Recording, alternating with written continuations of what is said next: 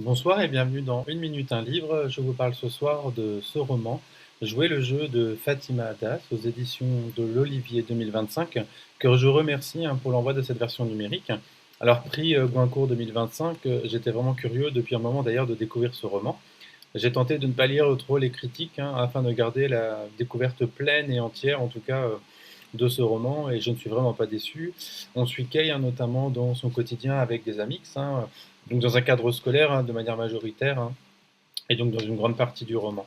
Alors selon les premières lignes, on envisage plusieurs pistes concernant l'histoire. Est-ce qu'on va parler de questions de culture, de cursus scolaire et professionnel, des amours adolescents, des questions de genre et de sexualité, des parcours d'apprentissage, de déterminisme, de transfuge de classe, etc. Enfin voilà, on se pose pas mal de questions. Et en fait, on comprend assez progressivement qu'il s'agit d'une situation d'emprise, en fait, d'une prof envers son élève.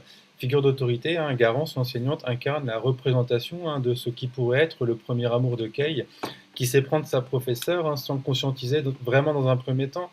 Mais Kay se pense en tout cas une relation entre guillemets privilégiée avec une adulte qui la persuade de jouer le jeu des procédures de Sciences Po, de tenter sa chance.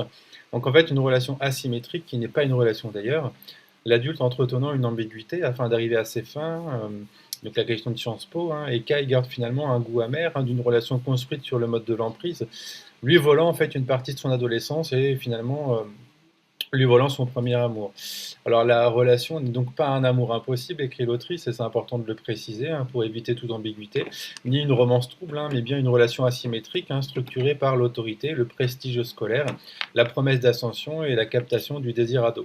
Alors les responsabilités adultes sont ainsi mises un peu en procès au regard des vulnérabilités ainsi créées, des confusions affectives volontaires et des conséquences pourtant réelles sur le devenir des jeunes personnes, des jeunes ados dont la confiance est ainsi brisée. Et donc la force de l'écriture sera notamment un moyen, en tout cas, de dépasser cette confiance brisée. Donc à travers cette relation, entre guillemets, le roman interroge aussi les mécanismes de la méritocratie scolaire et de l'élitisme.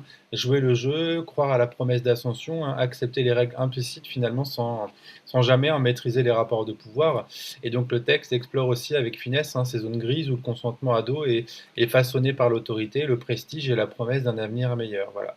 Enfin, en tout cas, une très belle découverte, un très beau texte que je vous invite à découvrir si vous ne l'avez pas encore découvert. Voilà, ça peut être aussi une idée de cadeau pour les fêtes de fin d'année. Voilà, en tout cas, je vous souhaite une bonne lecture et une bonne découverte. À bientôt.